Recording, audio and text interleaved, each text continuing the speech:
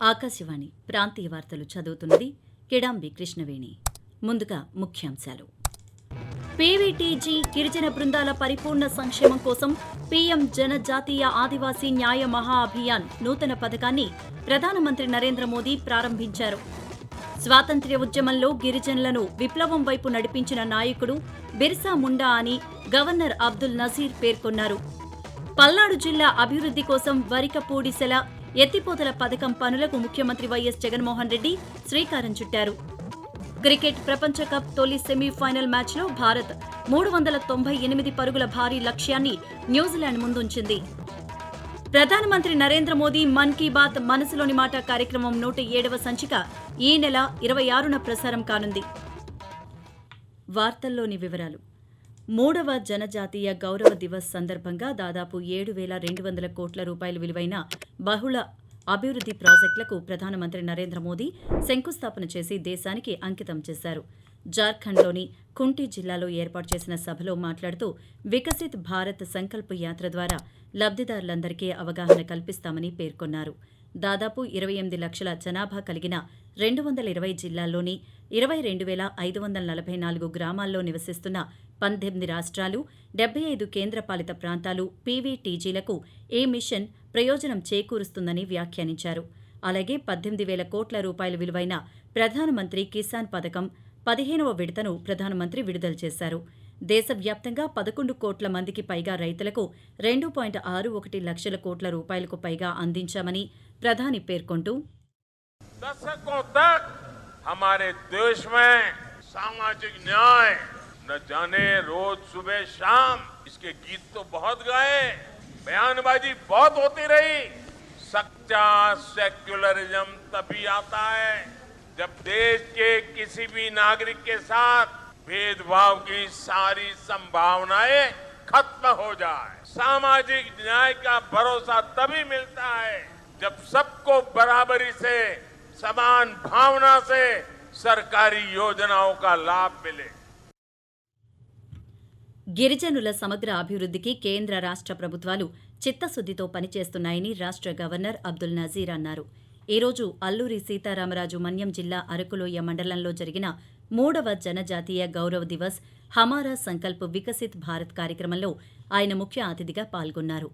ఈ సందర్భంగా మాట్లాడుతూ స్వాతంత్ర్య ఉద్యమంలో గిరిజనులను విప్లవ ఉద్యమం వైపు నడిపించిన నాయకుడు బిర్సా ముండా జయంతి సందర్భంగా తాను గిరిజనుల మధ్య జనజాతీయ గౌరవ్ దివస్లో పాల్గొనడం, అల్లూరి సీతారామరాజు నడయాడిన గడ్డపై సంచరించడం ఎంతో గర్వంగా ఉందన్నారు.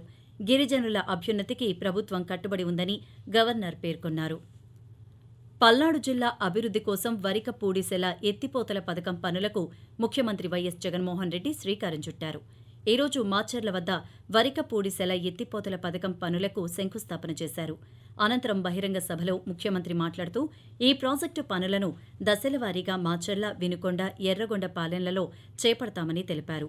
తాగు, సాగునీరు అందించేందుకు చర్యలు చేపట్టామని ముఖ్యమంత్రి పేర్కొంటూ వరికపూడిసెల ఎత్తిపోతల ద్వారా పల్నాడుకు కృష్ణమ్మ నీరు అందించడం జరుగుతుంది అని చెప్పడానికి గర్వపడతా ఉన్నాను. ఈ సందర్భంగా ఈ లిఫ్ట్ ను నాగార్జున సాగర్ కు 40 కిలోమీటర్లు ఎగువన నిర్మిస్తా ఉన్నాం. వరికపూడిసెల వాగు నుంచి నీటిని రోజుకు 281 క్యూసెక్కులు చొప్పున మొత్తం మొదటి దశ కింద 1.57 టీఎంసీల నీరును తరలించడం ద్వారా 25,000 ఎకరాలకు సాగునీరు అందుతుంది.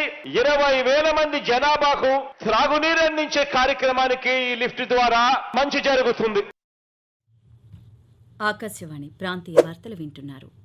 ప్రధానమంత్రి నరేంద్ర మోదీ తన మనసులోని భావాలను ఆకాశవాణి ద్వారా దేశ ప్రజలతో పంచుకునే మన్ కీ బాత్ మనసులోని మాట కార్యక్రమం 107వ సంచిక ఈ నెల 26వ తేదీ ఆదివారం ప్రసారం కానుంది.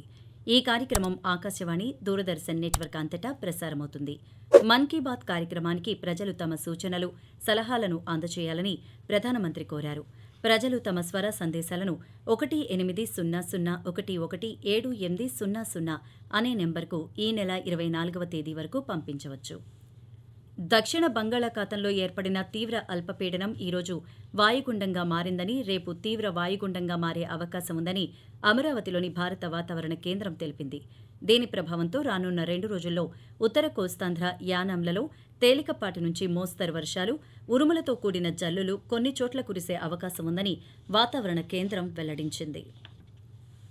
ఐసీసీ పురుషుల క్రికెట్ ప్రపంచ కప్లో భాగంగా భారత్, న్యూజిలాండ్ జట్ల మధ్య ముంబై వాంఖడే స్టేడియంలో ఈరోజు జరుగుతున్న తొలి సెమీఫైనల్ మ్యాచ్లో తొలుత టాస్ గెలిచి బ్యాటింగ్ ఎంచుకున్న భారత్ నిర్ణీత 50 ఓవర్లలో 4 వికెట్ల నష్టానికి 397 పరుగుల భారీ స్కోర్ చేసింది. భారత్ బ్యాటర్లలో విరాట్ కోహ్లీ 117, శ్రేయస్ అయ్యర్ 105 పరుగులు చేయగా శుభమన్ గిల్ 80 పరుగులు చేశారు. అయితే వన్డే చరిత్రలో 50 శతకాలు చేసిన ఏకైక బ్యాట్స్మెన్గా విరాట్ కోహ్లీ రికార్డు సృష్టించారు. ఇప్పటివరకు క్రికెట్ దిగ్గజం సచిన్ టెండూల్కర్తో సమాన రికార్డులో ఉన్న విరాట్ ఈ సెంచరీతో అగ్రస్థానంలో నిలిచాడు. స్కిల్ డెవలప్మెంట్ కేసులో తెలుగుదేశం పార్టీ అధినేత నారా చంద్రబాబు నాయుడు దాఖలు చేసిన బెయిల్ పిటిషన్పై హైకోర్టులో విచారణ రేపటికి వాయిదా వేసింది. ఈ రోజు హైకోర్టులో సిఐడి తరపున ఏఏజీ పొన్నవోలు సుధాకర్ రెడ్డి వాదనలు వినిపించారు.